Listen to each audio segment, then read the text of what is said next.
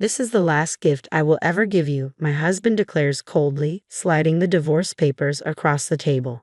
He confesses his plan to marry someone else, reducing me to nothing more than a financial asset he's used for years.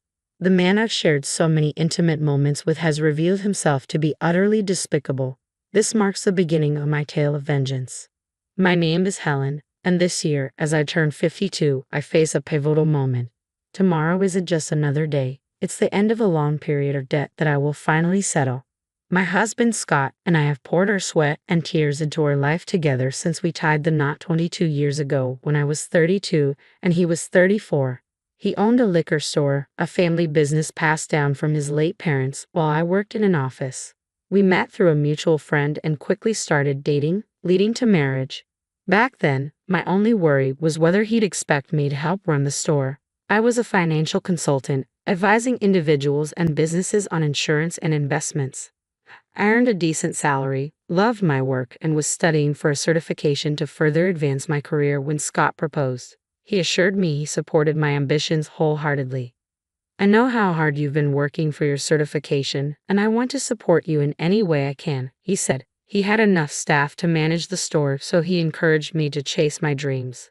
His support was crucial in my decision to marry him. He seemed genuinely kind and always in my corner. We entered our marriage with a clear understanding. He would manage his business, and I would focus on my career.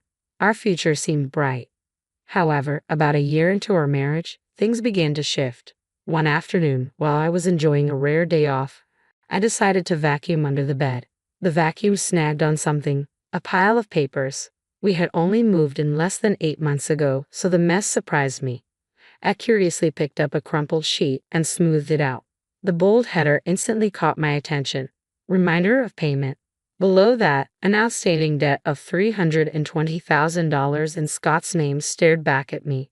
It wasn't $3,000 or even $30,000. It was a staggering, life-altering amount. My heart pounded as I tried to comprehend why he'd hidden this from me. As soon as Scott returned home, I confronted him. "What is this debt? What's going on?" He didn't hesitate. "It's not what you think. This debt was left by my parents," he explained, his voice calm. It wasn't personal debt, but one tied to his liquor store, inherited alongside the business. The debt was secured against both the store's land and the house we lived in. Scott had no intention of renouncing the inheritance, no matter the risk. While it wasn't his fault, the debt was real and couldn't be ignored. "This is a payment reminder," I said, pointing at the paper. "Aren't you supposed to be making monthly payments?" "I do," he replied, though there was a hint of strain in his voice. "But sales can be inconsistent, especially during slower months." That was the moment I realized our marriage, and everything we built, was on shaky ground, and that this secret debt would soon unravel everything. "I can't cover the payments right now. I have to prioritize paying my staff, so I've asked the creditors to wait." Scott's explanation seemed reasonable at first, but the bold final notice on the reminder was hard to ignore. "I didn't tell you because I didn't want you to worry," he quickly added. "Don't stress about it. The business is doing well overall. Look, we haven't been evicted or anything, right?" Though what he said was technically true, the fact that he had kept this from me gnawed at me. I stared at him, my anxiety evident, but before I could process it further, he threw me a curveball. "If you're so worried, why don't you help pay it off? You're earning quite a bit, aren't you?" His suggestion sent a wave of unease through me. The store wasn't mine, and yet, in a marriage, aren't partners supposed to support each other? "My debt is your debt too," he added abruptly. "If my store went under, it would affect a lot of people. It's become crucial to the community." I couldn't deny that. His store was a cornerstone of the neighborhood, nestled in the suburbs where other shops and supermarkets were few and far between. He didn't just sell liquor, he offered fresh goods like meat and fish and even provided a home delivery service. I'd been to the store many times and I had seen firsthand how much the customers appreciated its presence. It wasn't just a business, it was a lifeline for many. "Please, I need your help with the debt," he pleaded, his eyes sincere. "I'll keep focusing on the business, but I can't do this without you." His dedication to his work was undeniable. The thought of the store closing wasn't just painful for him, it would also be a loss for the entire community. I felt the weight of the decision pressing on me. Being married means supporting each other through thick and thin, I reminded myself. If he was struggling, wasn't it only right for me to step in? Okay, I'll help, I finally said, though my voice felt heavier than usual. I'll put as much as I can toward the debt every month from my salary. You focus on running the store. I agreed, hoping this would stabilize things. After all, while I could help financially, the store was his responsibility to manage. At the time, I was relieved that he trusted me with something so important. But looking back, this was the moment everything began to change. 4 years passed since I started contributing to the debt, and in that time, Scott's late nights became more and more frequent. He would stumble in at all hours, reeking of alcohol. "What kept you out so late? You smell like a bar," I'd ask, trying to mask my growing concern. "Just had a few drinks with some customers," he'd respond casually, brushing it off. But with each late night, my worry deepened. Something was shifting, and I feared what might come next. When I asked, "Did you make this month's payment?" his response didn't come as easily as it should have. His tone was laced with condescension. "I did last week," he said. "You know the store relies on you. You better keep up with the payments," he added dismissively. At first, I brushed off these comments, thinking they were just the ramblings of a drunk. But as his demands became more frequent, they started to grate on me. It became clear that Scott genuinely believed it was entirely normal for me to shoulder his financial burdens. "By the way, Benjamin just had his third kid," he mentioned offhandedly one day. Benjamin, his old high school friend, was also a business owner whose wife worked alongside him in their store. His comment made me reflect on our situation, and I finally voiced the question that had been lingering in my mind. "I've been meaning to talk to you," I said, trying to gather my courage. "Don't you think it's time for us to start a family?" Scott's reaction was cold and dismissive. "A baby? My business is just beginning to pick up, and we're still in debt. How can we even think of that responsibility now?" His firm stance stunned me. "But Benjamin has 3 children," I countered, trying to keep my frustration in check. "Surely we can manage one?" "His situation is different," Scott retorted sharply. "His parents are still around to help, and his wife is actively involved in the business. We're not in the same position." His words crushed my hopes. "So, until all your debts are cleared, we can't even consider having a baby?" I asked, seeking some form of clarity. "That's how it's going to be," he said bluntly. "If you make enough money and pay off the debts quickly, then I'll think about it." His smirk made my stomach churn, but it also fueled a determination in me. I was naively committed, driven by the desire to start a family, even if his demands were irrational. I threw myself into work with renewed dedication, pursuing additional qualifications, taking on promotional exams, and securing salary increases, all in the hopes of resolving the debt faster and finally starting the life I had envisioned. I had started to earn significantly more than most women my age, even making advanced payments on Scott's debts. My efforts were relentless, fueled by a mixture of hope and desperation. The debt hung over us like a constant shadow, and before I knew it, I was 40. The dream of having children had slowly slipped away. Despite this, I comforted myself with the thought that I still had my husband Scott. He needed me, and I believed in our life together. That belief kept me content. As the years passed, Scott began coming home later and later. Sometimes he wouldn't return until the next morning, always with the excuse that he had been with a customer and lost track of time. He was working hard to keep the store afloat, or so he said. Seeing his supposed dedication, I felt compelled to continue supporting him. We were in this together, I thought, sailing toward a better future. The years rolled on, and finally, the day approached when I would make the last payment on the debt. All the sacrifices, all the luxuries I had foregone. Soon, I wouldn't have to hold back anymore. I could finally enjoy the money I worked so hard for. Reflecting on our marriage, I realized how much of our life had revolved around finances. We had never taken a real vacation or even enjoyed a nice dinner out. Now in our 50s, I hoped we could start enjoying those things. On the day the final payment was due, I took the day off work to prepare a special celebration. I cooked an elaborate dinner, complete with a bottle of wine and Scott's favorite chocolate cake. I set the table beautifully, eager to celebrate our newfound financial freedom together. As I stood back, admiring the set, I thought about how quickly the last 22 years had flown by. It feels like it's been a long time, but the last 22 years have gone by so fast, haven't they, honey? I remarked as Scott walked in. His head was bowed, and his shoulders were trembling. Was he crying from happiness? Or was there another reason behind his emotion? To my utter shock, he erupted into a laughter I had never heard before, cold, mocking, almost sinister. What the hell is going on? Are you okay? I asked, bewildered and alarmed. With an air of audacity, Scott looked me in the eye and made a shocking declaration. You are dismissed now. I'm grateful to you for the past 22 years. Thanks to you paying off all my debt, I'm a free man. Great job. I don't need you anymore. His words left me stunned. What are you talking about? I managed to say, genuinely confused. He pulled a document from his bag and slid it across the table. This is my last present to you, he said smugly. The bold letters of a divorce petition seared into my vision. Proudly, he continued, I decided to marry someone else, so you're no longer of any use to me. Thanks for being my cash dispenser until now. I stared at him, heart pounding. Are you getting remarried? Have you been cheating on me this whole time? I asked, my voice shaking with disbelief. His smirk told me everything I needed to know. I asked, piecing together the puzzle of his habitual late returns, all under the pretense of work or social engagements, while I worked tirelessly to clear his debts. His smug expression didn't falter for a second. I'm not unfaithful, he said casually. I've already found my next wife. I wanted to divorce you and marry her, which is why I waited for you to finish paying off my debt. Tears welled up as the absurdity of the situation hit me. The lavish feast I had prepared blurred before my tear-filled eyes. Get the hell out of here, he snapped, thrusting the divorce papers at me. My anger surged, boiling my blood faster than any sorrow or despair could settle in. Okay, but you'll regret this, I forced the words out, determined not to let him break me. No, I won't, he sneered. Why would I regret divorcing an old hag like you?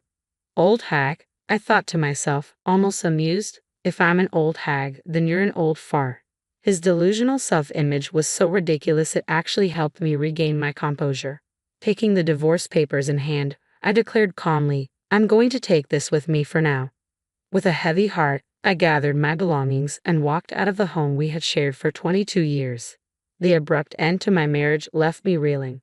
Alone at last, tears of emptiness and frustration streamed down my face. I needed closure and justice.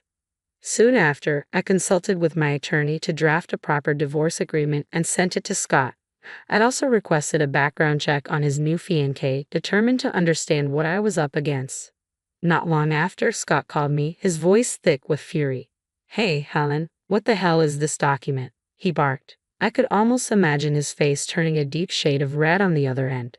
It's a divorce agreement. What about it? I replied, keeping my tone calm and even. I know what it is, he spat, but what's this about a loan agreement? Why do I have to pay you back? His voice was filled with disbelief and anger, confused by the financial claims I had laid out. This isn't just about a loan, it's about the money I paid on your behalf during our marriage, I explained. He struggled to grasp the situation, protesting, you chose to make those payments out of your own goodwill? This is ridiculous. Why are you bringing all this up now? Because, I said, my voice steady, our circumstances have changed, and you'll face the consequences. I did it as your wife, I responded firmly, but if we're getting divorced, that changes things. It's only fair you repay me. The reality of the situation seemed to hit him then. He hadn't considered the financial implications when he asked for the divorce. Armed with my years of experience working in insurance and investments and my connections with top-tier attorneys, I was prepared. The amount he owed me, including interest, was over $360,000. I was adamant about getting exactly that amount back. When he saw the name of a well-known local attorney on the document, he finally grasped the seriousness of the situation. You know I don't have that kind of money, he protested weakly. Sell the store to fund it then. If that's what it takes, so be it, I suggested. His response turned desperate. If I do that, I won't have anything left. You're only 54, I pointed out. You can still find a job. It's time you figured it out, just like I have. My resolve was clear. I was determined to start my next chapter on my own terms, free from his debt and deceit. The conversation was going nowhere, and I was ready to end the call, but curiosity got the better of me. So, how's it going with your new bride-to-be? I asked casually. None of your business, he snapped back. I couldn't help but burst into laughter. His tone said it all. It sounded like things weren't going as planned. Good luck, I said, amusement still in my voice as I prepared to hang up. Wait a minute, he interrupted urgently. I've decided not to marry her. We can start over, he pleaded. I couldn't believe what I was hearing. Start over? Don't kid yourself. I don't want you, I yelled, finally losing my patience. I hung up, my head spinning with disbelief. Had I looked as ridiculous as him during our 22 years together? I had respected him once, watching him work tirelessly for his store and customers. But now, it was clear he was just a fool. The story of his remarriage had started innocently enough. He had flirted with a part-time university student named Elizabeth, saying, "You're so cute, Elizabeth. Will you be my wife?" She played along, jokingly responding, "Well, I'd think about it if you made me a full-time housewife." But he took her seriously. The idea of marrying a man over 40 years her senior was nothing but a joke to her, until he began pressing her persistently. It got serious enough that her parents intervened and obtained a restraining order against him. Reading the private investigator's report, I laughed so hard I started hyperventilating. All those nights he'd come home late, spitting stories of working late at the store. It had all been a lie, and the truth was utterly absurd. I used to think he was slaving away for his business, but in reality, he was spending his nights at bars and strip clubs, hitting on younger women, boasting about his so-called charm. "I'm surprisingly popular with young girls," he'd say, grinning smugly. "I'm a salesman, so I have this approachable aura. I get along with everyone." The report revealed the sad truth. His delusions were laughable. He'd tell the girls, "People often say I look young. Don't you think so?" They cringed, but he remained oblivious. To him, I was just a source of money, and his distorted view of himself turned him into a ridiculous figure, nearly landing him in legal trouble. Ironically, he wasn't unfaithful, not because he was loyal, but because he wasn't appealing enough to find a mistress. The whole mess started when his friend Benjamin became a grandfather. Enviously, my ex declared he wanted a grandchild too. I sharply reminded him that he could hardly afford to think like that while I was clearing his debts. He was humiliated. Looking back, I'm relieved I didn't waste my golden years with him. After we divorced, there was confusion over property division, but he didn't fight the settlement. My lawyer had a reputation for being tough, and it made me wonder how someone as spineless as him had ever run a business. In the end, he had to sell his shop to pay me off. Just before the sale, all his employees quit, and his customers were outraged that he was selling the family business to settle a divorce. It sent shockwaves through our community, but many felt he got what he deserved. The whole ordeal became a local spectacle, almost comedic in its absurdity. Even if he hadn't sold the shop, the negative publicity would have run him out of business eventually. Selling before hitting rock bottom was probably the only smart decision he made. Still, the sale didn't cover everything, so he's stuck working part-time to pay me back. Occasionally, he still sends me messages, admitting fault and begging for a reunion. Even after blocking him, he tries from new numbers. My attorney warned him that if he contacts me again, we pursue a restraining order. Thankfully, the calls have stopped since then. Looking back, I realize how fortunate I am to have escaped a life tied to his failures and fantasies. His desperate chase after a youthful mirage not only embarrassed him but also alienated everyone around him. Now, as he continues his part-time work to settle his debts, I'm grateful for the peace and independence I've found. His story is a cautionary tale about living beyond one's means and the dangers of refusing to accept reality. As for me, guess what I'm doing now? I'm a marriage counselor. At 52, I joined a friend's matchmaking service, a complete shift from my previous career in finance and insurance. Back then, I helped singles manage practical life aspects but craved something more personally fulfilling. So, I took a leap into helping people find love. In my current role, I focus on helping couples start their relationships on the right foot, encouraging open, honest discussions about important issues like money and future plans. Our direct approach has resonated with clients, and membership has soared. Having lived through my own ups and downs, I'm driven by a desire to help others avoid the mistakes I made. Though I earn less than before, the joy I feel from helping people build lasting relationships is immeasurable. Every day, I guide people toward happiness, and this work has become my new source of fulfillment. After separating from my ex, I discovered my own happiness, and now I'm helping others find theirs. Each day brings a new opportunity to make a positive impact, and this role has given my life a deep sense of purpose.